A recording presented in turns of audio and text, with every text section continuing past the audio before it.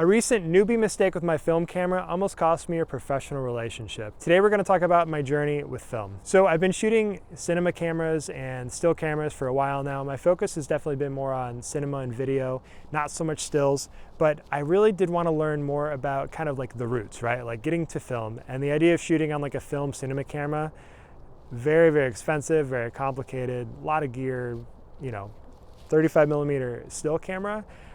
Not the same experience, but I'm gaining the same classical experience, right? Like I'm gaining an understanding for celluloid, for film. And I wanted to talk a little bit today about the 3 rolls or 4 rolls of film that I've shot so far. And a big mistake that I made, it was kind of a newbie mistake, and you're gonna laugh once I tell it to you, but it almost had disastrous consequences. I got this camera a few months ago, and it's the Pentax MX. The reason I chose this camera is because I wanted something all manual and all mechanical. See, this camera will work entirely fine without batteries at all. And this is the smallest and last all mechanical film camera that anyone made for 35 millimeter. And I'm just really excited to be using it. It has a different feel to it than other cameras, and it doesn't rely on batteries for anything except for the exposure meter. But what's interesting is the camera works fine without the exposure meter. You can use an app on your cell phone. I've got one. So no batteries, you're set, you can still shoot. The first roll of film that I shot was Portra 800, and the reason I chose that was because it was still kind of cloudy and I thought I'd be shooting indoors quite a bit.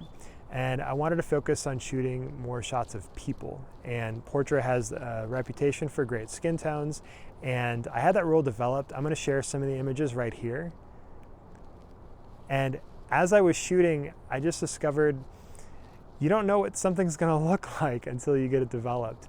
And so that very first roll of film, I had a note on my iPhone that I took notes on every shot. So number 1, number 2, number 3, because I'm learning and I wanted to figure out, okay, so if I'm metering for the foreground, the green, but I'm shooting for this background behind me, which is one of my subjects in a lot of pictures, and I would get shots of my daughter Max, or even she would get shots of myself with this camera standing right in this spot, because it's one of the most gorgeous spots we have on the property.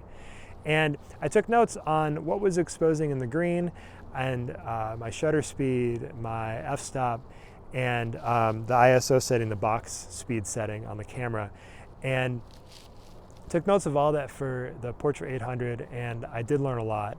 And before I got it developed, I went to my second roll of film. My second was CineStill 50D, which, in case you don't know, it's Kodak Vision 3 movie film from Hollywood or wherever, and they chop it up and put it into a 35 millimeter still camera roll, and you can take pictures with it.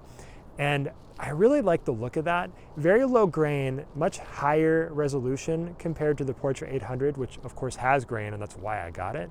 And I didn't want to say that one was better than the other, because I don't think that that would be true, but they definitely both have their place. I think that the Portra 800, if you're doing medium shots or close-ups of people, great. And anything indoors like that of people, great choice.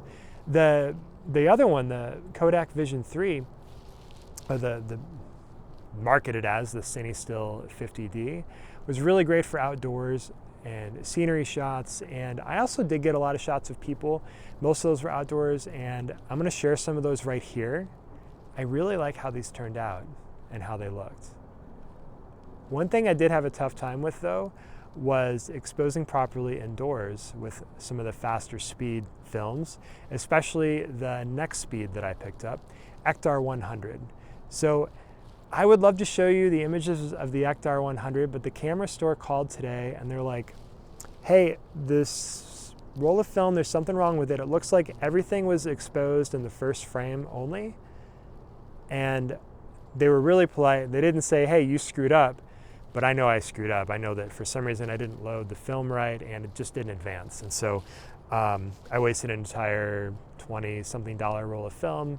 Thankfully, they didn't charge me for developing because I pay for the good stuff. I get 4x6s, and then I pay $30 extra for the high-res TIFFs that are 150 megs a piece. Well, I don't know that I need those, but it's good for comparing, and there's a lot of color data. You can really, in Lightroom, really stretch the contrast, there's way more information in the highlights than you can see just in the printed out photo. And it's the same thing with the shadows. You can really change the exposure on those and get some really cool data. So I'd love to show that to you, but I can't. And I really made a big mistake because I put that roll of film in, took a couple of shots, and I was brought in by a very good friend of mine to shoot somebody's engagement. It was a surprise engagement, and I was there to shoot video, and then I also offered to shoot stills with my brand new to me Pentax MX film camera. And so those were exposed in the stack of stills that I took in that first frame on that roll of film. Never to be recovered, unfortunately. So luckily, we also had digital cameras there, and we have a lot of digital stills. It is very unfortunate that we couldn't recover the film stills. I'm not gonna blame the camera on that. That's on me. That's an experience thing, and that was my third roll of film ever loading into the camera, and I didn't do it right. And I definitely need to do a better job next time. Hopefully the roll that's in here right now, which is Kodak Gold 200, is loaded correctly. It just, when I crank it, it feels like it's catching, like it's not cranking smooth. Although maybe it's because the last roll that I was cranking wasn't cranking at all, and that's why that was so smooth.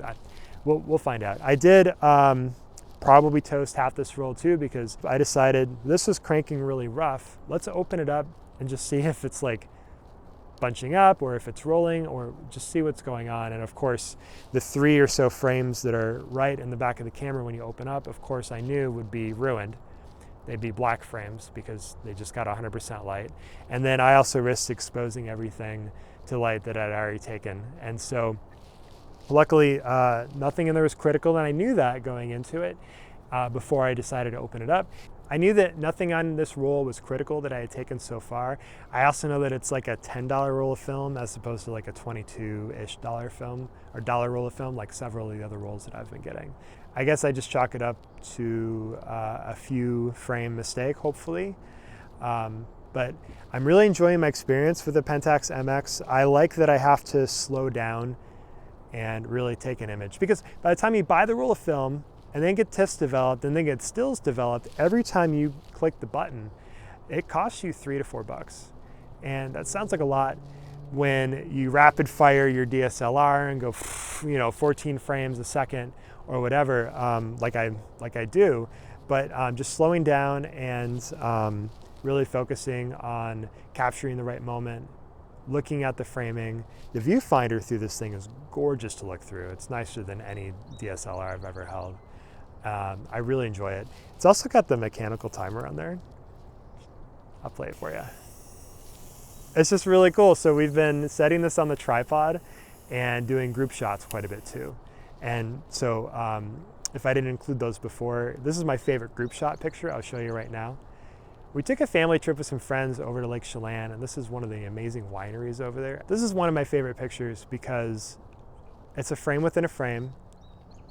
It's well lit, it's well exposed, it's a gorgeous spot, and I got to use my new to me Pentax MX with a mechanical timer, which is such a fun novelty. Like, I'm just gonna hit it again. I really like it. Anyway, this camera's been a lot of fun. We have a trip to Europe planned in 2 months, and so I'm trying to get a little bit more experience with the camera itself as well as different types of film before the trip so that I can adequately pack 8 or 10 rolls, know how to handle them with security with x-rays, and know what to expect when I pull the trigger. So I just wanted to share that, and if you guys are shooting film at all, I'd love to hear a little bit about the camera that you're shooting with, why you chose it, and what you like about film so much. And if you have a favorite film stock, tell me what it is. All right, y'all, have a good night.